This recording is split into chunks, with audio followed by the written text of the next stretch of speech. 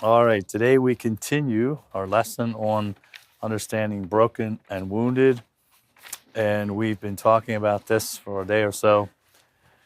The difference here, and what we tried to do yesterday, was look at the difference between broken people and wounded people. We made the point that we are all wounded, we're all injured.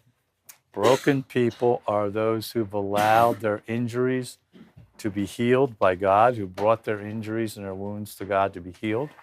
And also, the reason I'm having you read Safe People is because we also want to become healed people who then can help to bring healing to other people. And so, as we continue in this discussion, we're now turning to Wounded or Broken by John Koblenz. I just want to look at some of the things he says here. In the Bible, we read about a wounded spirit, also about a broken spirit. In some ways, the meaning of these two terms is similar. Both terms indicate distress.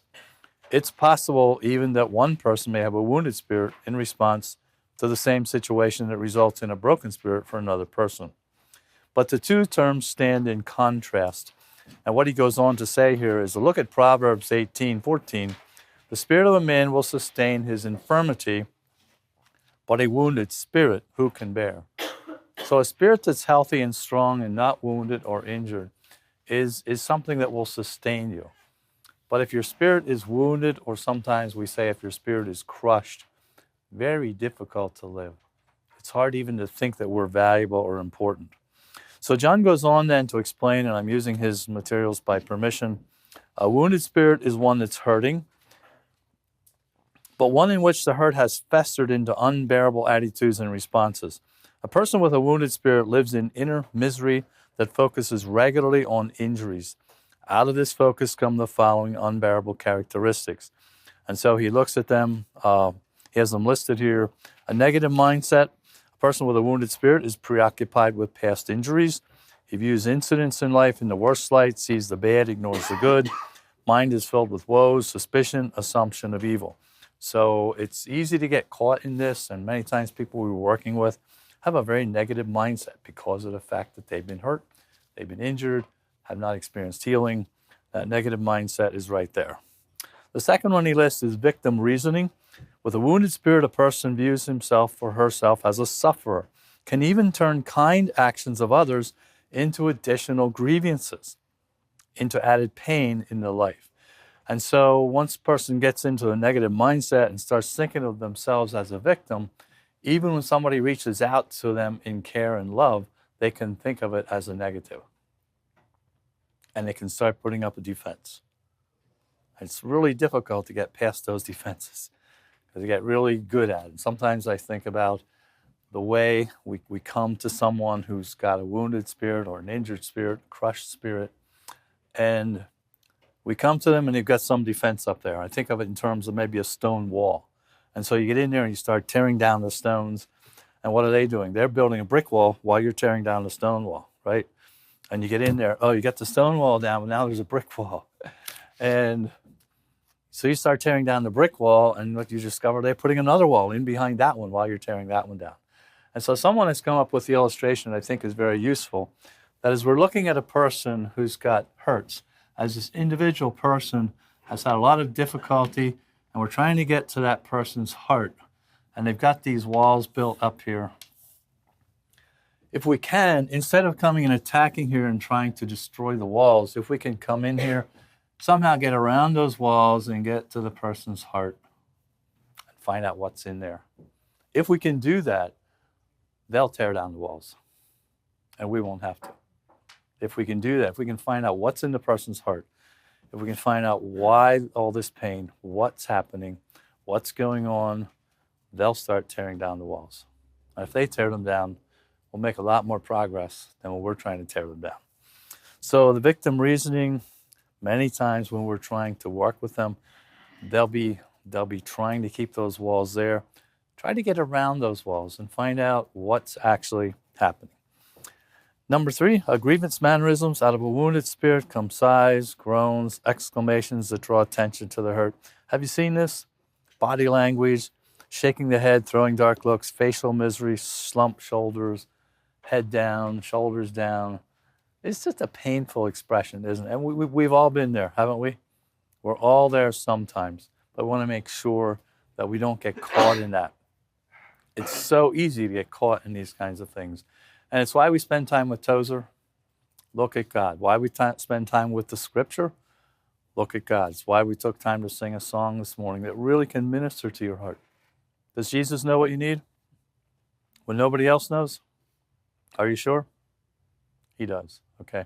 And even though God's expecting us to take his love and have it flow through our hearts to each other, God is enough. Jesus is enough. If he's all you have, he really is enough. You can survive if that's all you have. What about people who've lived in concentration camps? What about people who are living in those kinds of environments right now? Who's there supporting them? Who's there praying with them? Who's there helping them? Many people in the world are quite alone. So God is enough. Going on, blame tactics. A person with a wounded spirit holds other people responsible for the misery in his life. It's always somebody else's fault. Many times, it's true that they have had pain brought to their life by other individuals. But be so careful that we don't just at the same time always attempt to blame somebody or find a cause in this problem which is not ours.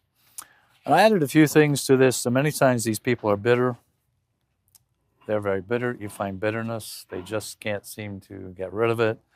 And sometimes, instead of being really actively, aggressively trying to continue their wounded spirit, sometimes they just totally shut down. Just stop. Everything stops. So he emphasizes here a wounded spirit. On the next page, then he talks about a broken spirit. And he gives 6 characteristics of a person with a broken spirit. First of all, acknowledgement of wrong.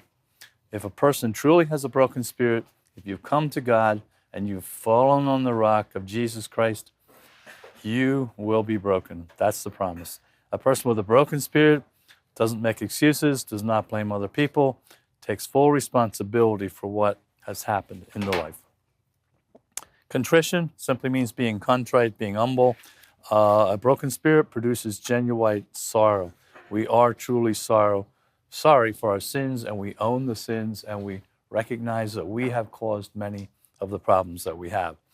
Number 3 is humility. The self-will has been shattered. No attempt to lift oneself up. You're not there trying to make sure that everybody notices you. You're not there trying to make sure that you're in the center of everything. That purpose of life is gone in the person who truly is broken. Number 4 is seeking after God. The person with a broken spirit has faced his own spiritual poverty and sin. No righteousness of our own, but rather we want to know God. And so there's this constant seeking God. And it's so important. So many times I work with people, or people want to talk about something, and what I find is they've got so many problems and issues in life, but they're not seeking God. They're not pursuing God. And it does take energy to pursue God. It takes energy to study the Bible. It really does. But you know, God is waiting there to bless you, if you will. And it's so important that we seek after God, because God has promised if we do that, that he will be found. So, teachability, he's done with his own answers to life, ready to turn to the Lord for help. He does not want his problem explained or justified. Instead, he wants to help to change. Now, it does help sometimes to explain problems or help us understand what might be happening in our life. But at the same time, we really do need to be teachable. And you come to someone who's teachable, they want to know, you spend some time with them, they learn, they're growing, they're developing. Very different than a person who is wounded and constantly trying to keep you away. The last one then is unworthiness. A person who's broken in spirit does not demand. These people ask. Their focus is not on getting all they deserve, because they know that we have been spared from what we really deserve, and we're grateful. So, as John closes his paper here, much as a wounded spirit makes a person difficult to live with, a broken spirit makes a person a joy to be around. And as I said, if you want to get married someday, you're looking for a broken person, a person who is truly broken before God. So many times people are wounded. They're trying to pull energy out of you, even in the dating process and courting process. But we have to think in terms of, is this person truly broken before God? Or are they in the process of becoming healed? And if they are, if we're on a healing journey, we can work together with people like that. So Much as a wounded spirit makes a person difficult to live with. And some of you, I suspect, are living with people who have wounded spirits. They're very difficult to live with. And if you have a wounded spirit, you'll be difficult to live with. So I want to be careful that we're bringing our wounds and injuries to God for that healing.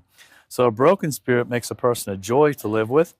Tenderness in the manner, gratitude for what others do, humility about the self, gentleness in relating to others. And I just talked with someone recently about this very thing. Can you be tender and gracious in your relationship with this individual? Or are you always going to be demanding? Maybe if you can relax a little bit and bring a broken spirit to the relationship, we can find that person will respect you and respond in a godly way. All right, I think we're going to move over to document 8, some questions that arise about difficult church situations. But before we do that, let's see if you have questions about John Koblenz's paper on wounded and broken. Okay, some of the practical ways that we can go around those walls. How can we do that? Well, one of the ways is to quietly talk with the person and ask them questions. I think yesterday I talked about someone who was a very powerful person, and I needed to confront the person. And I think I said he sort of did the puppy dog thing with me. Remember that? We talked about it yesterday. He said, "Oh, no, I'm not a powerful person." And he just kind of folded up physically. And but did I do that in front of a crowd? No. A powerful person like that, or a person with walls, if you attack them or approach them or confront them in the midst of a group of people, you'll pay. They'll make sure of it, okay? They really will. And so I needed to wait until we were alone, someplace where there's nobody else and they can't play to an audience. So we want to be alone. At the same time, we want to make sure that we are presenting a very unthreatening atmosphere, okay? Speak quietly, talk about the weather for a little bit, talk about grandma for a little bit, okay? Talk about something for a little bit, and then start saying things like, you seem like such an interesting person. I'm wondering what's happening in your heart, okay? And most of us will at least feel like somebody cares, or at least they're getting our attention when they start talking like that. And if you can do that, and go gently enough and carefully enough and not get prying or pushy, many times people will start to talk. We have a longing to love. We have a longing to be loved. We also have a longing to know and to be known. Every one of us wants to know someone very, very intimately. You want to know what's in this person's heart. You also want someone to know you. You want to know what's in their heart, but you want them to know what's in your heart too. And as we get into some of these relationships, it gets a little bit difficult to do that.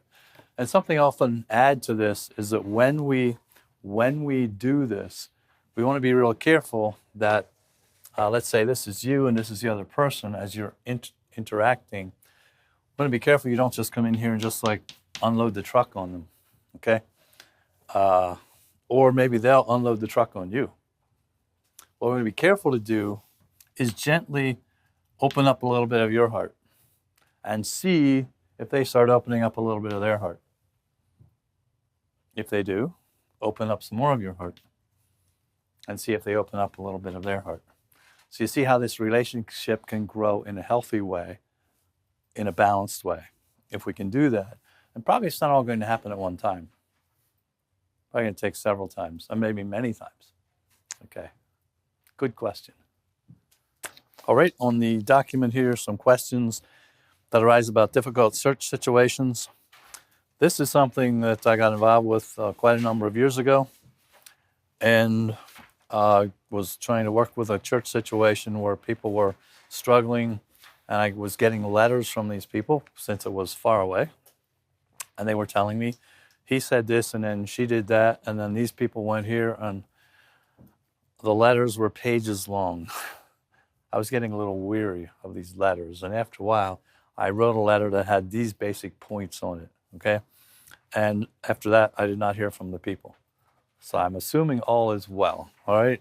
So, and then I put this paper together and used it in my classes for all these years. So I shared it with you today. Some questions that arise about difficult church situations. So instead of talking about what he said or she said or who went where or who wore what or why they sang the wrong song at grandma's funeral or whatever, and why there's tension, I started asking questions like this. So what is the general emotional and spiritual health of the persons in leadership? Went back into my wounded or broken list of people. I'm trying to get them to understand that the people in leadership in the church are very critical to whether this is going to be resolved or not. And are these people healthy or are they not? Unhealthy people produce unhealthy people. And so I want to be careful we think clearly about some of these things. The second point, are the leaders men who are wounded or men who are broken before God? And so I go through a little bit of the things you already know here. We are all wounded, but some of us are healed. Men who are wounded and healed are broken before God. I was asking these people to think through this process. Men who are wounded and healed are broken before God. Men who are not healed are defensive and proud and driven. So when we get leaders who are defensive and proud and driven, we're going to get a congregation where we have struggles. Could be in a family, could be in the church, could be on the mission field, it could be at the local school. It happens over and over again. Just some illustrations. Saul was a wounded man. David was a broken man. Wounded men throw spears. Broken men do not throw spears. So they need to start thinking and ask themselves the questions. Are people throwing spears? Who's throwing the spears? In other words, unfounded comments, or maybe people who are making false accusations, and so on. Number 3, what is the emotional and spiritual health of the women? Well, here's where it gets really sensitive, right? There are always some ladies involved. You don't always see them on the surface. Are the women submissive or are they controlling?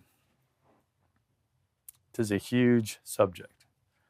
Are the women submissive or are they controlling? It's not uncommon for whole congregations to be controlled by some women. And it's not just in Mennonite churches, Brethren churches, Baptist churches. It's not uncommon. Some of these churches for a couple of ladies to be running the church. It's not uncommon. Controlling women will quietly destroy families and the church. Controlling women women who are controlling, women who use control will quietly destroy families and the church. Quietly, not necessarily quietly in their relationship with their husbands and children, but quietly in that, they'll be sitting in church and you won't know what they're doing behind the scenes. Okay? But if you have women like this in there and the men are not taking their place, we're going to have serious problems. Passive husbands produce controlling women. This gets into, we'll talk about this as we go along here, but this gets into a cycle that's almost impossible to break. Passive husbands produce controlling women. Men with controlling wives are quietly angry men who will try to control decisions.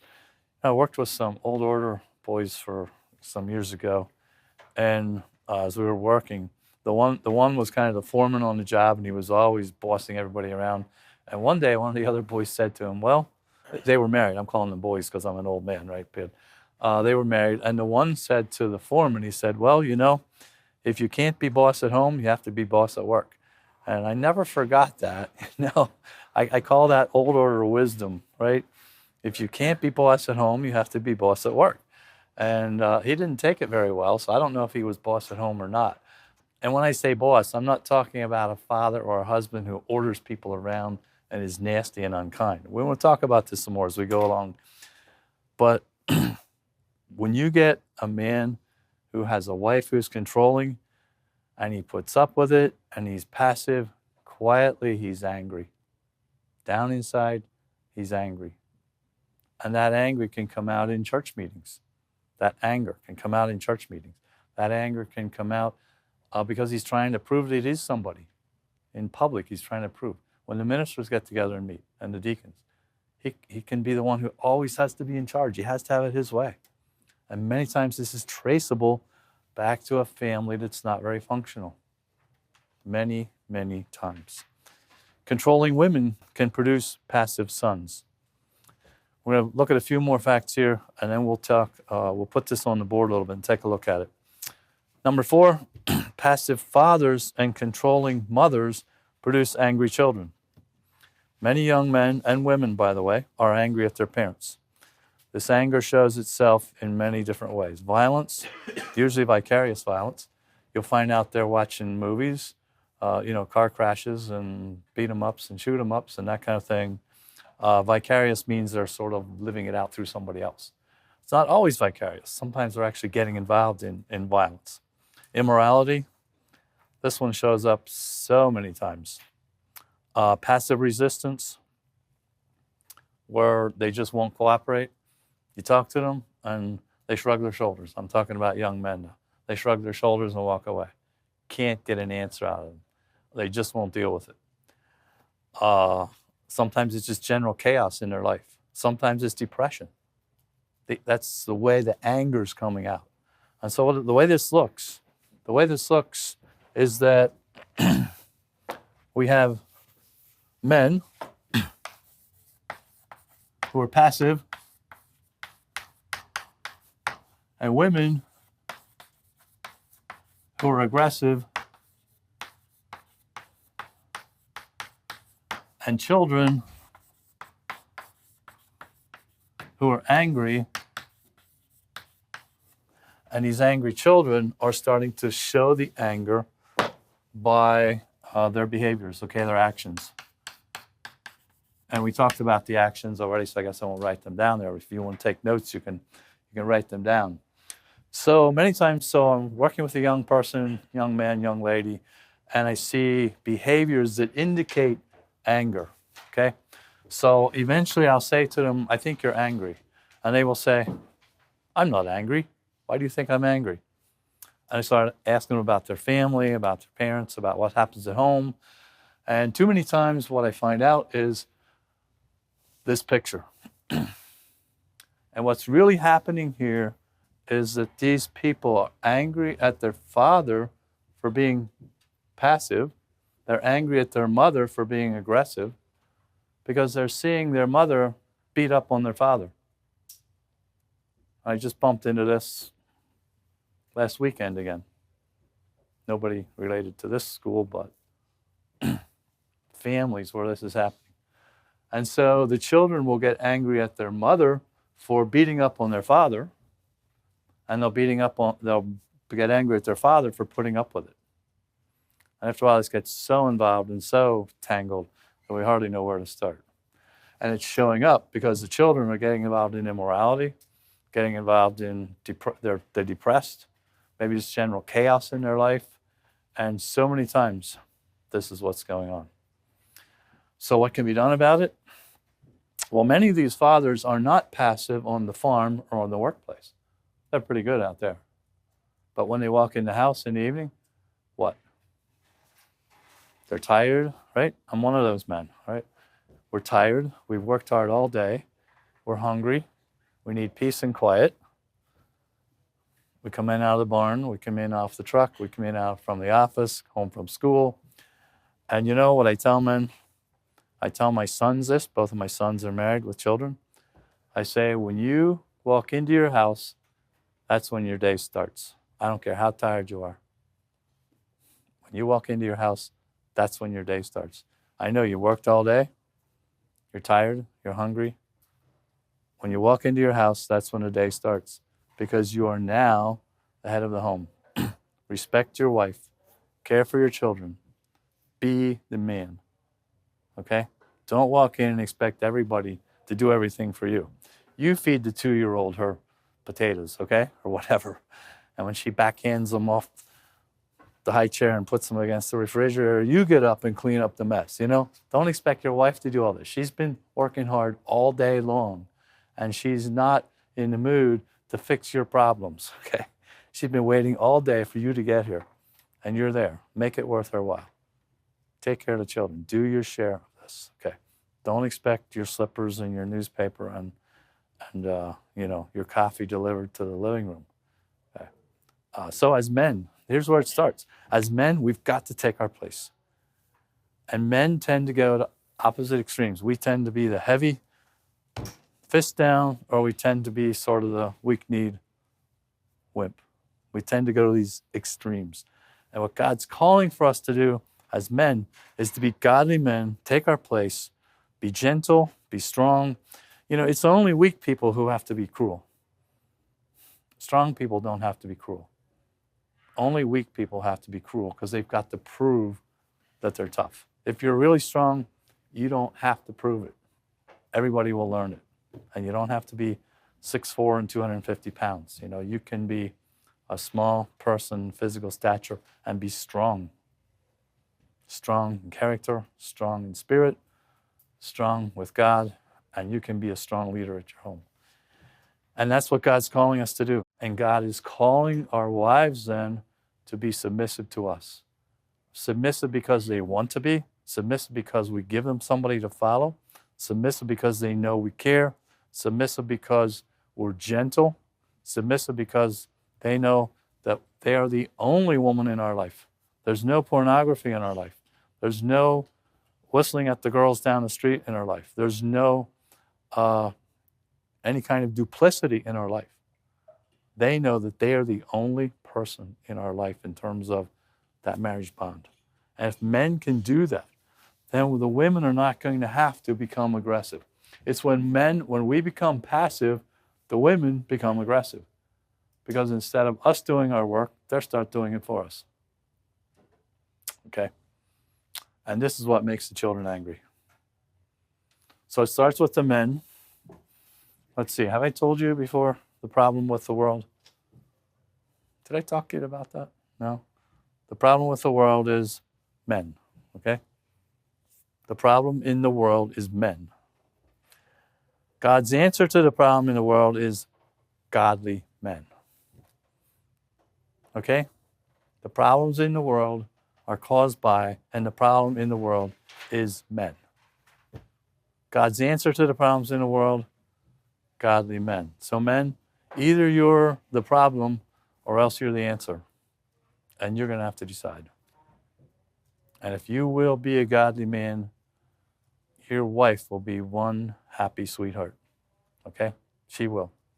And your children, it won't all be peaches and cream. I know. We're married 45 years. We still have bumps, and we work with them. And we work them out, and we do it right. And it doesn't mean all your children will be totally obedient at every moment. They won't.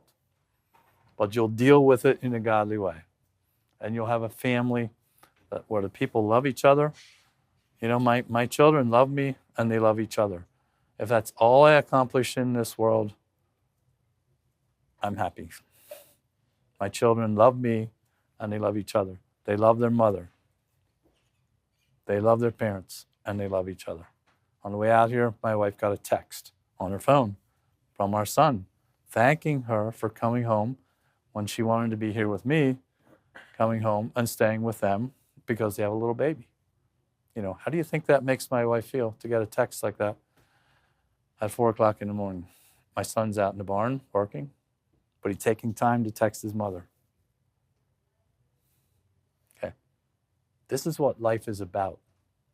This is what life is about. Men, we've got to be godly men. If we are. And I know the ladies get upset with me because I spend so much time talking to men, and they say, what are you going to talk to the ladies? And I say, I think if the men do right, the ladies will be fine. I know we need people to talk to the ladies too, and I do some of that. But most of my teaching is directed to men. I'm absolutely convinced, men, if we live godly lives, our wives, our sisters, our daughters will be fine. I really believe it. With all my heart, I believe it. Well, this is the way I approach situations like this, as we're talking about difficult church situations. So many times it goes back to the home. It goes back to the homes. and the struggles in the homes, and some of you know exactly what I'm talking about. Some of you are not quite sure what I'm talking about. But so many struggles can be referenced right back to the men not taking their place. But this is a new generation, right? You're men in your 20s, no matter how old you are, you can be a godly man, and you can start right now. Some of the things you're going to see often in this class, you've heard today.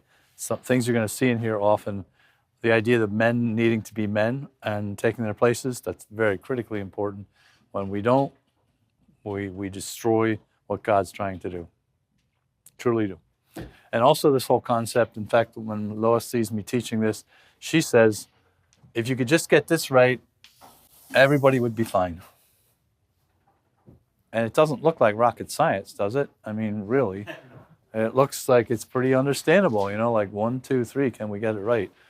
But it's all based on men being and doing right. It's all based on that.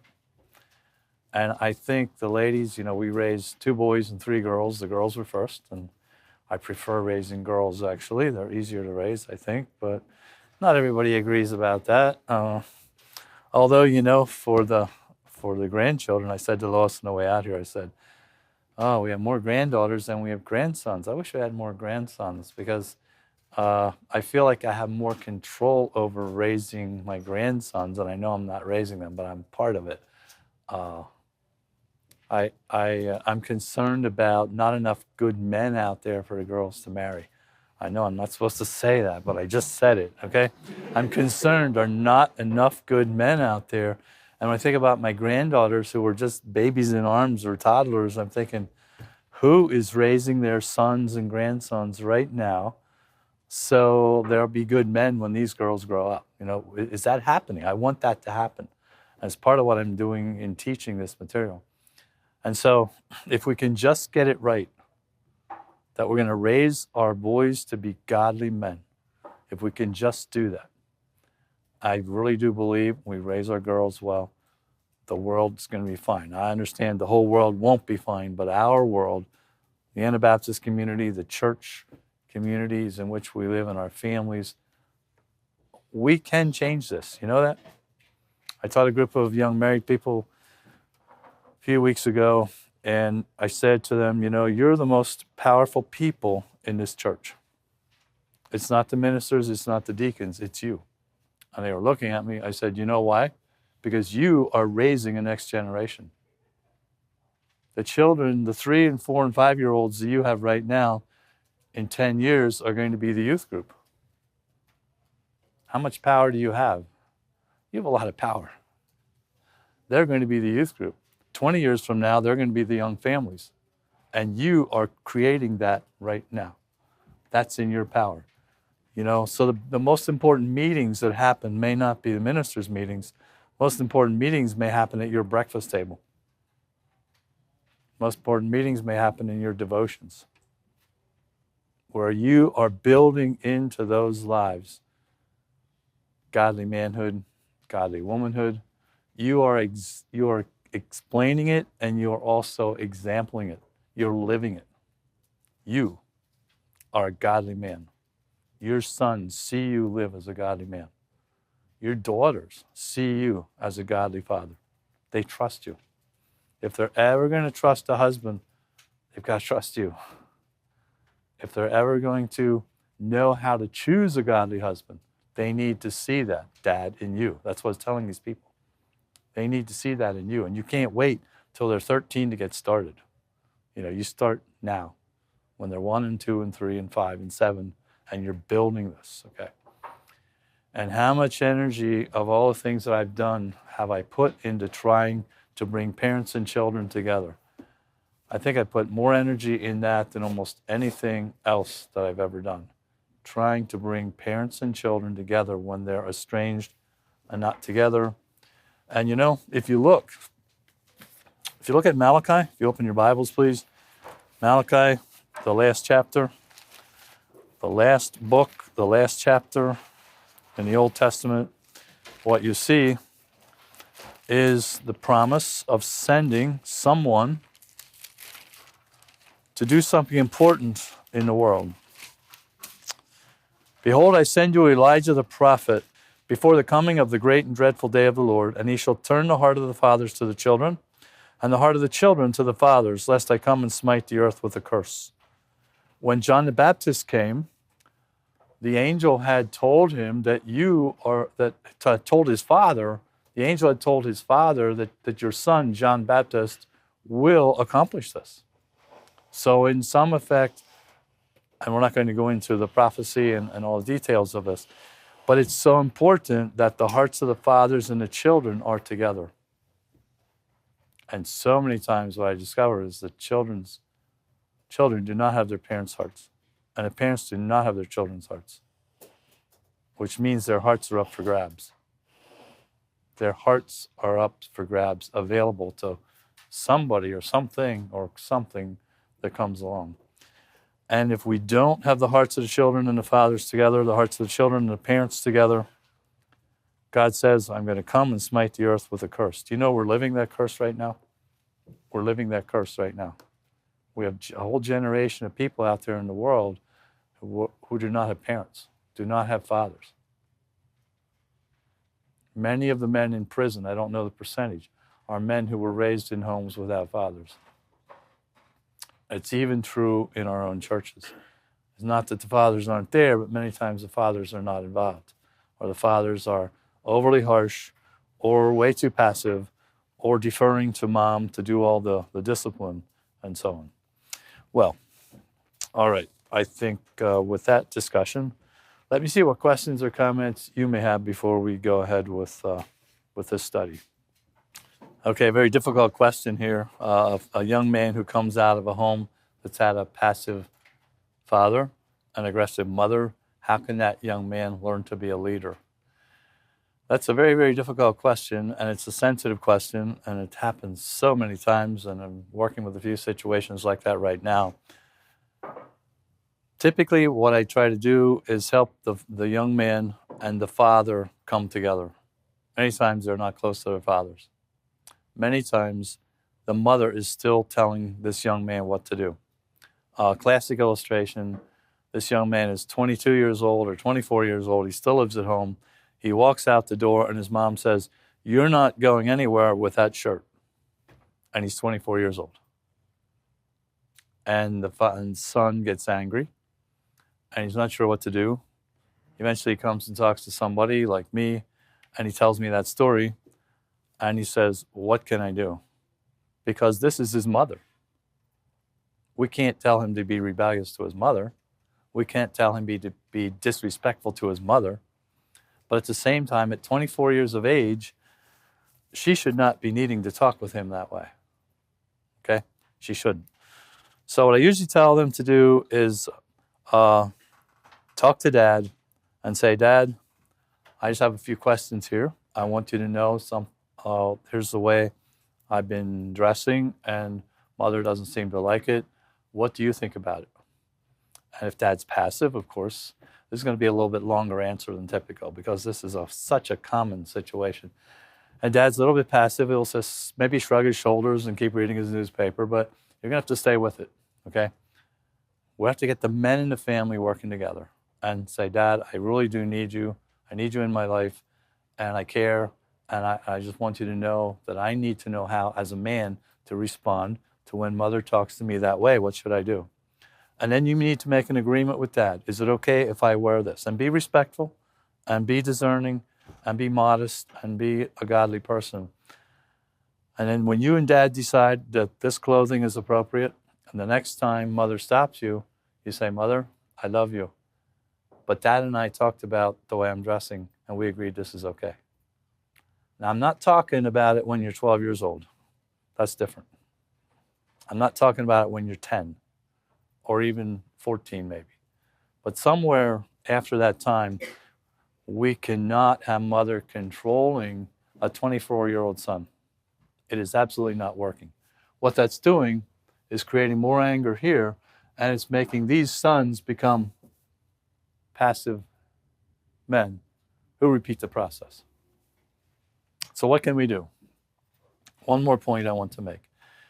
And what I need to get across to the fathers is that there's a time in the young man's life, the time in the life of your son, where that son needs to make a transition. He needs to transition from being a boy to being a man. When does that happen? Somewhere 10, 12, 14, that has to happen. This boy needs to become a man. How does he become a man? He becomes a man by his father talking to him about being a man. And his father is going to say, son, you know, I treat your mother with respect. I treat your sisters with respect. I treat all women with respect. You are going to treat your mother with respect. You're going to treat your sisters with respect. You're going to treat all women in your life with respect. And as you become a man, mother has taken care of you very, very well. But now you are going to start taking care of mother. I say that again. Mother has cared for you very, very well. You're now 12 years old. How old was Jesus when he was in the temple? And he said, I need to be about my Father's business. It's not a magic age, but there's a time when a boy must make that transition. And you must make the transition from being a boy when mother taking care of him to being a man where he's taking care of mother. And I know mother's still going to wash his clothes. She's still going to iron his shirts. She's still going to make potato salad for him. She's still going to do all these wonderful things. But he is now going to have a different perception that he's going to take care of mother. What this means, no dirty shoes in the kitchen, okay? When you leave the bathroom, it's clean. You don't throw your dirty socks in the living room. Make sure mother doesn't have to take care of you. You're going to take care of her. When you walk in the house, mother, can I empty the trash? Mother, can I help you set the table? I know, if your sisters are doing it, fine. But don't walk in there and expect your mother and your sisters to take care of you. If boys will make that transition, they'll almost never get involved in pornography. Because when they see it, they're like, this stuff is terrible. But if they can't make that transition, if they don't make that transition, and they still think when they're 22 years old or 17 years old, that God put the women in this world to take care of them, then every woman they see is supposed to do something nice for them. Whether she's a real live person walking down the street, or whether it's their sister, or whether it's a picture of a girl in a magazine, the mindset is that person's here to do something nice for me. That's wrong. The right approach is when a young man sees a young lady, and we need to start when they're young, as I said, 10, 12, 14, get this process going. The first thing we want that man, that young man, that boy becoming a young man, the first thing we want him to think about when he sees his mother, when he sees his sister, when he sees a neighbor girl dressed inappropriately, the first thing we want him to think is, I'm responsible for that person. God made me a man. I'm responsible. I will never exploit. I will never harm. I will never hurt. I will always defend. And if we can do this, I told you it'd be a long answer here. If we can do this, if we can have our boys become men, and we can't wait till they're 19, and we can't have mom bossing them around when they're 24. I was speaking at a conference a few years ago, and a man asked me if he could eat lunch with me. I said, sure. This man was, I'm going to guess, 60 years old. We sat down to eat lunch, and he said, do you think that my mother's controlling me has anything to do with my pornography problem? He's 60 years old, right? His mother's still living. She's 80 years old. I'm round numbers. I said, what is she doing? Well, she tells me what to do. I say, yeah, this could have something to do with your problems. Yeah. We're not going to blame your mother. What you're doing wrong is your fault. You're responsible. But this could have something to do with your problems. So, what to do? Getting back to the original question, what to do? What I told him, or what I've told many men, particularly as they get to their 30s and 40s and 60s, what happens when you and your mother meet? When you stop to see your mother at her house, and you're 50 and she's 70, what happens? And it's usually, well, I just go in and sit down and mom just sort of talks and talks and talks and talks. I said, okay, let's try something different. Let's have you prepare something to talk, about which to talk to your mother. And when you see your mother, go over and put your arm around her shoulder and kiss her on the cheek and say, Mother, I love you. Hey, there's a few things I wanted to talk to you about. And then talk to her about those things. And initiate the conversation. And take charge of the conversation. So you're the man, okay? Instead of the little boy at 60 years old, whom your 80-year-old white-haired mother is still bossing you around. Okay? So what we want to do is, as men, 16, 20, 25 years old, initiate with our mothers things that are important we want to talk about to them. Take charge. Take charge of the conversation. And the men say, I'll feel so mean. No, you won't feel mean. You'll feel like a real man. Initially, you might feel out of place, but it's not being mean. You're being the man. You're being in charge. You're being responsible. Okay? If mother makes you feel mean, say, Mother, thank you so much. Be all positive. Thank you so much for all the wonderful things you've done for me. But you know, you really did a good job. I'm a man. I've got work to do. I got places to go. I've got things to do. I appreciate it so much, and I love you so dearly. But God made me the man. I'm thinking about getting married. You know, start talking to her. Initiate. Be the man. Do I sound a little passionate about this? This is the passion of my life, folks. It really is. If we can just raise our boys to be men, we're not going to have all these church problems. We're not going to have all these family problems. We're not going to have all these school problems. We won't. And it won't be easy. Do we talk about the devil planting corn in your fields? I can't remember what I said where, but you know, one of my neighbors likes to turn around on my field when he comes to the end of his field. I know if you're a farmer, you understand how that might feel. It doesn't make me real happy, okay? So I was out there one time when he was there, so we talked about this a little bit, okay? It's really a non-issue as far as this life is concerned. But what about spiritually? Is the devil turning around on your field? Is the devil planting corn in your field and then harvesting it? You know, we've got to care. We've got to say, no, it's not going to happen. We can't let this happen. Okay.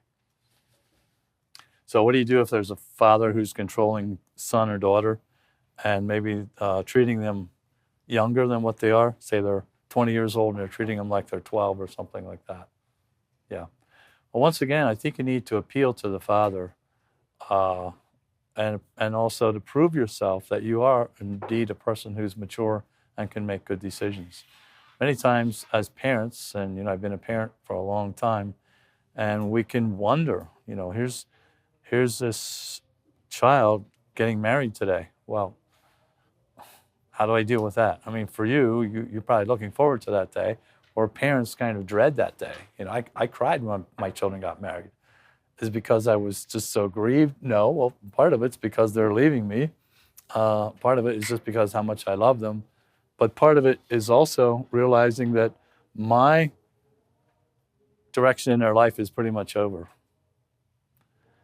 And, you know, I can't really correct everything that has happened in the past. But one of the things that Lois and I did with our children was we tried to make sure that early discipline was very strict.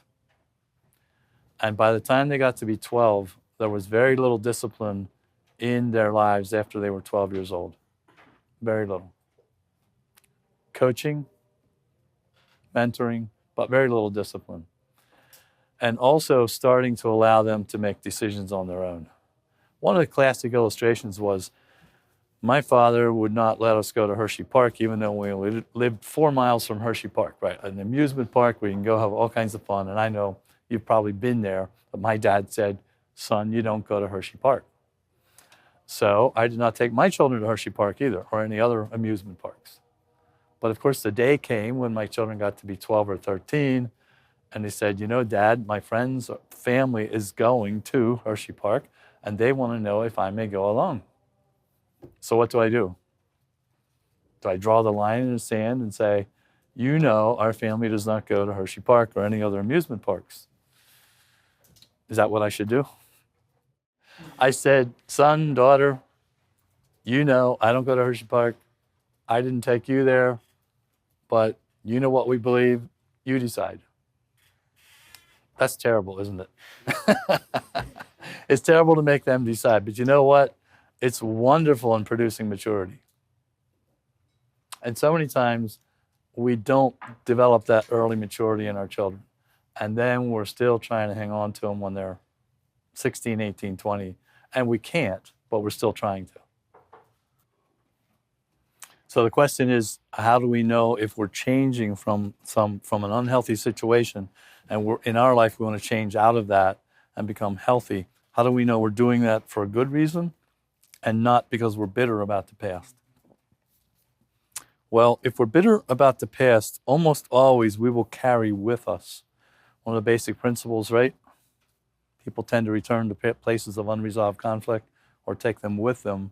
And so let's say we have a parent that's overly harsh, then we might take that harshness, and in our life, we might refocus and say, I'm not going to be like that, but we might get overly diligent about our business and become a workaholic. Okay? So look at your life and see if you have a balanced life or if your life is just as out of balance as the situation from which you've come. You could have a father who's an alcoholic, and you could become a workaholic, all of which is internal, and the daughter grows up to be immoral.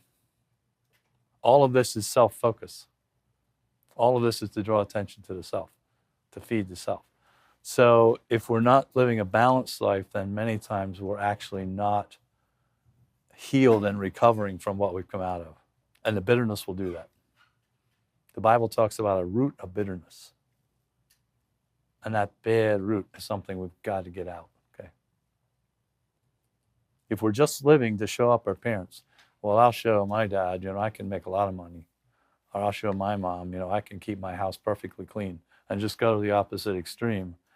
And your children are going to pick up on that bitter reaction, and they're going to be extreme relative to reacting to you. Did we mention that people are complex? Okay. Does God have answers for us? Do you think so? If he doesn't, we're in trouble. He does. He does. Well, God bless you today. Thank you very much, and see you tomorrow.